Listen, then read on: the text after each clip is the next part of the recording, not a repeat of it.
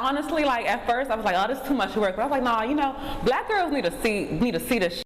Yeah. Because I feel like people don't feel like photography is as accessible as it should be. It feels like it's an elite sport because it's so expensive. You know, all the gear we need. Like, you know, it's not, an average girl from the hood can't afford this shit. You know what I mean? So it's like, you look at it, it's like, oh, no, I'd rather like do something else. But I want to show that, you know, you could do it. Yeah. You know, it's just a little investment. Just work yourself up. I just want to show that it's like people like me doing this stuff too. Yeah. We need representation for all types of different women, because you could say black women, but there's so many different types of black women at that point, you know.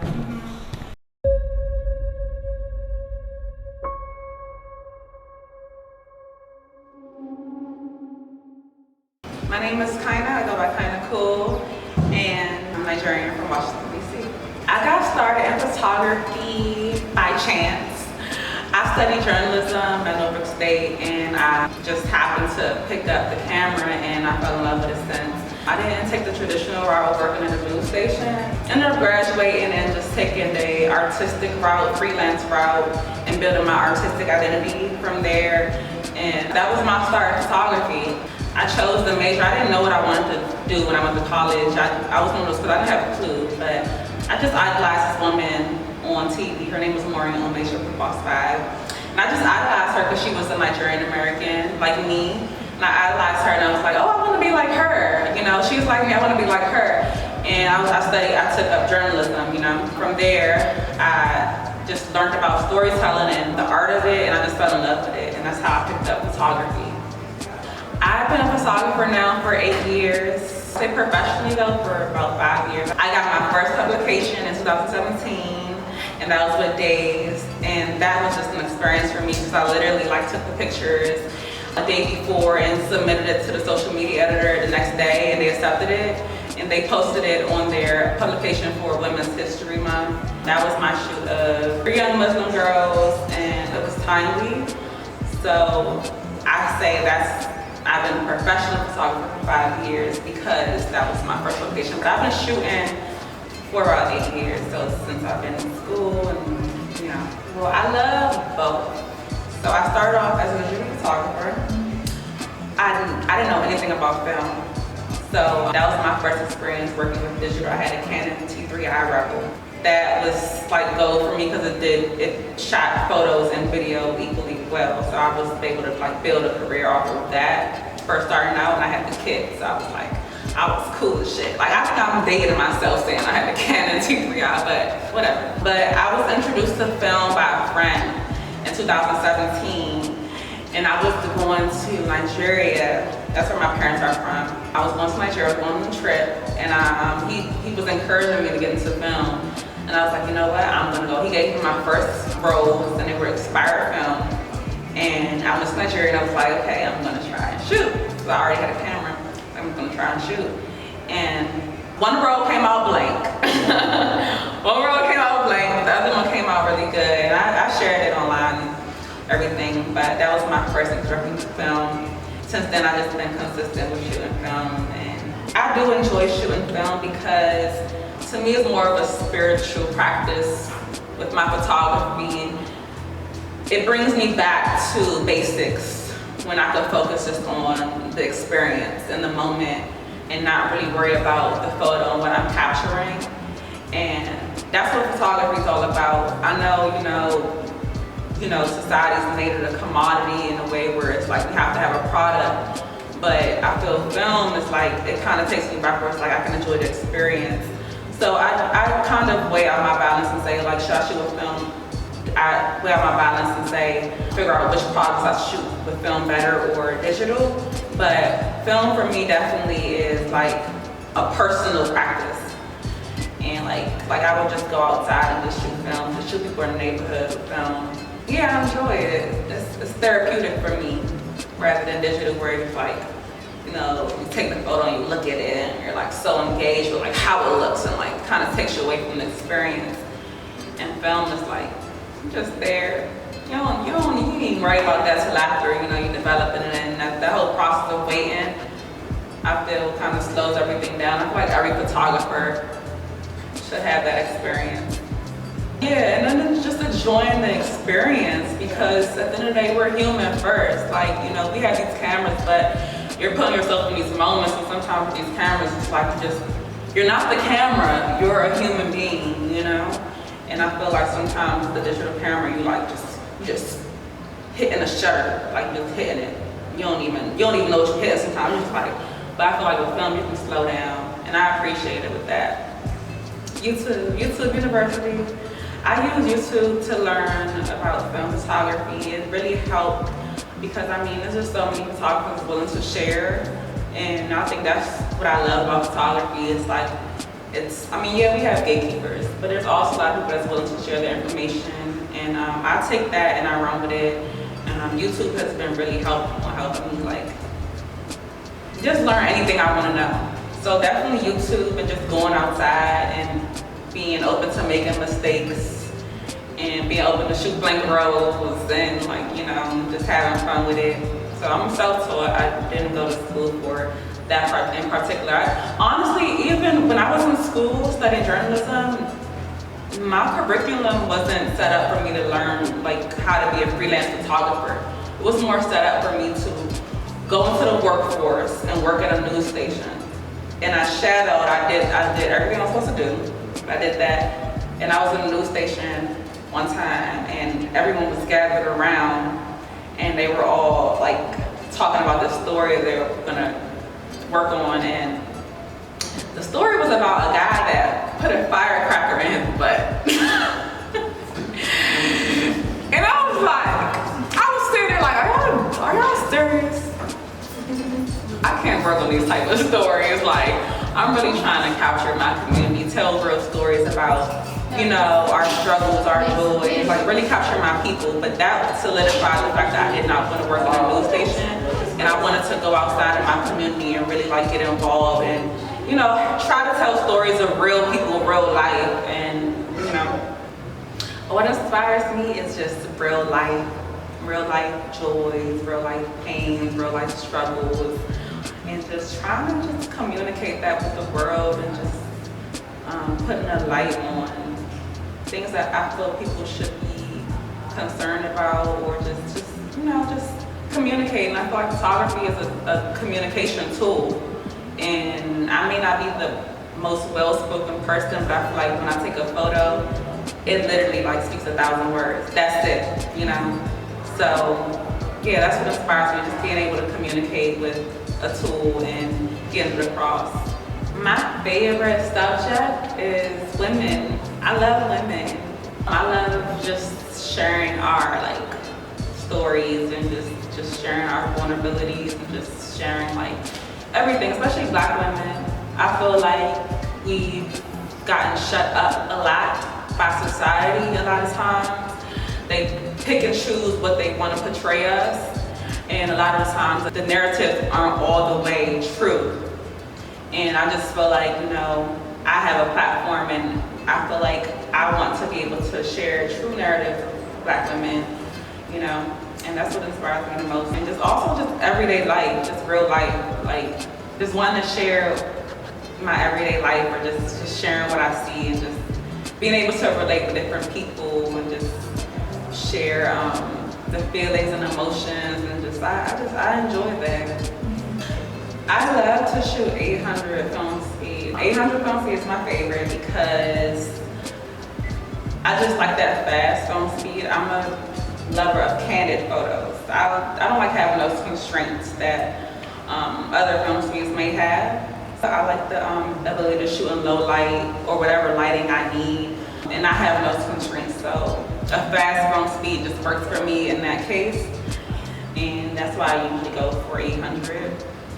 It's gotten really expensive though nowadays, and it's, like, almost rare, so I'm, like, sad about that, but yeah, that's my go-to.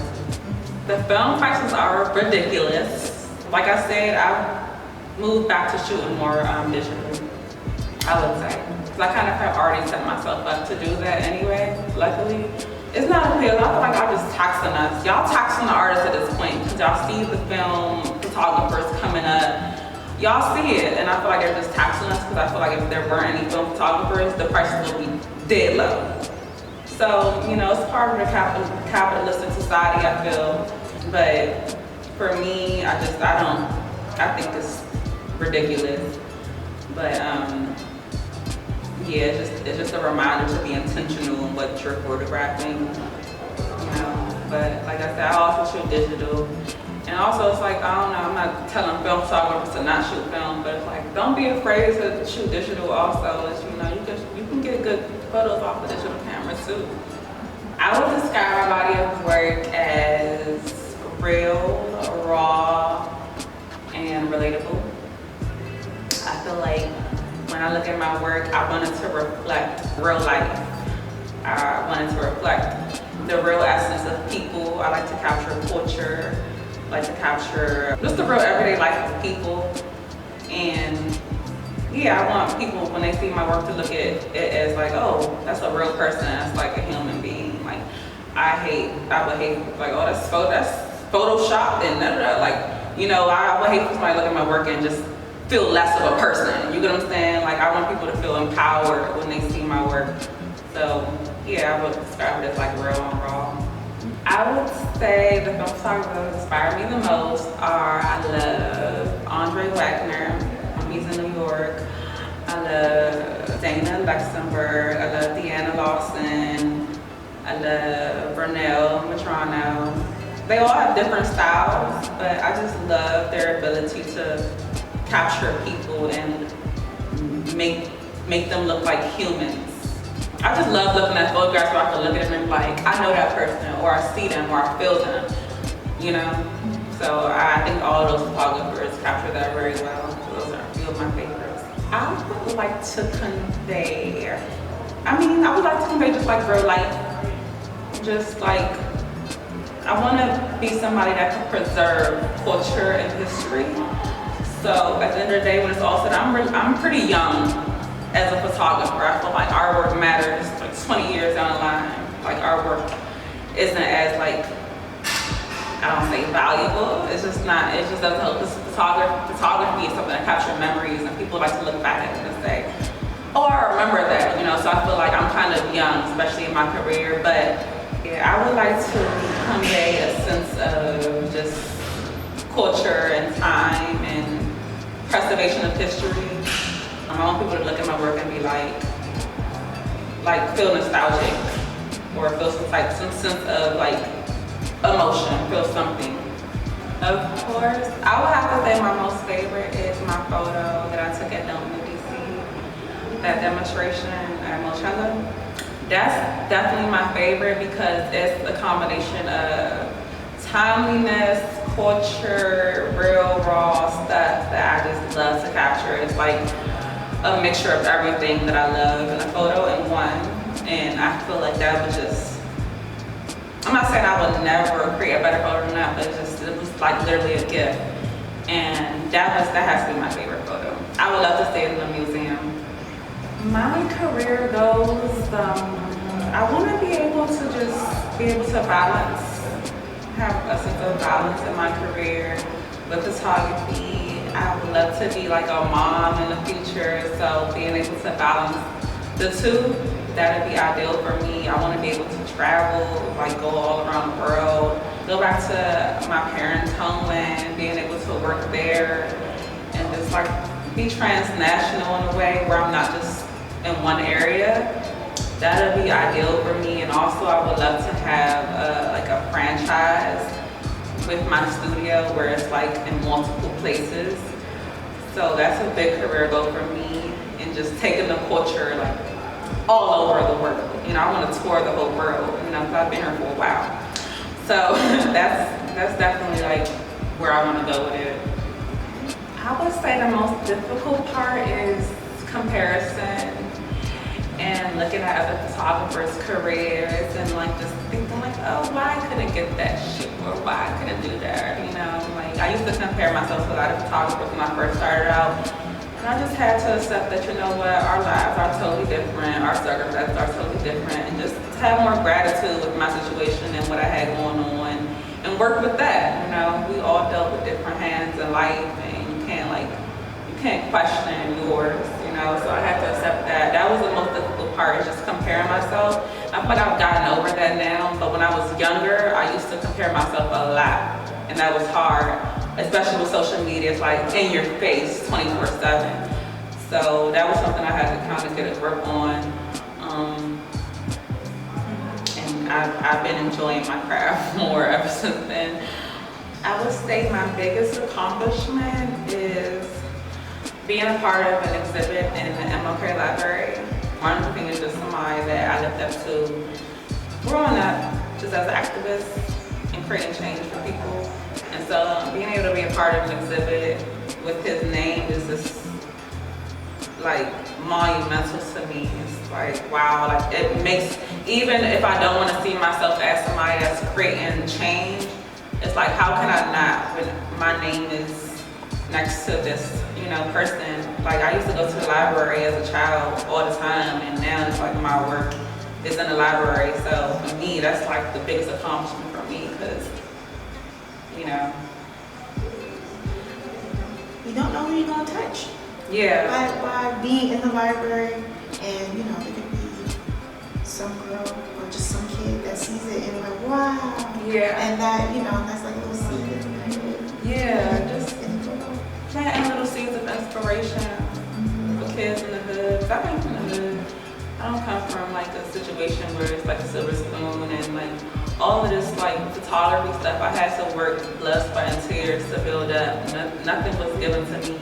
My mom did help me get my first camera. Like we went half and half, like to get my first camera when I was in school. But you know, other than that, like, you know, it's been all me investing into this. So I think it's really important. It's a big lesson for younger kids to see like the hard work and investment you gotta put into yourself as an entrepreneur in general. So, you know, hopefully I could be an inspiration to people. My advice was to do what makes you happy. And if it doesn't make you happy, don't do it. At the end of the day, especially young photographers, I don't really have advice for older photographers. They need to give me advice for real. But for young photographers, just like, you know, don't worry about what you see outside. Like, just look into yourself. Photography, like, your work is a gift, and work on developing and being able to communicate that rather than what's going on around you. And once you can do that, that's it. But yeah, that would be my biggest advice. And also, like, don't be afraid to ask for help. I feel that sometimes we feel like we just gotta do stuff by ourselves. Don't be afraid to reach out to people. I know like some people will kind of shut you off, people will say no, but don't let that discourage you. And take care of yourself also. Don't be afraid to take breaks and just practice self-care. That's a very big part of photography that sometimes photographers forget. Like, take care of yourself, you know? And have fun. You know, I did my first art all night event last night, and I could say, like I told you, I've been a photographer for 8 years. I ain't even having that much fun. Cause I had a lot of fun last night. And I was like, I forgot to have fun, you know? So make sure you're having fun with it. Like, I like how y'all are working together, like just having that relationship. Make sure y'all are having fun with this. At the end of the day, it's about the experience. Like, yeah, y'all are, you know, shooting photographers and creating this project, but y'all gonna remember the time y'all had with each other at the end of the day, like the bond y'all built with each other at the end of the day. Y'all gonna forget everything, you know, like it's not, you know what I'm saying? Just have fun with it.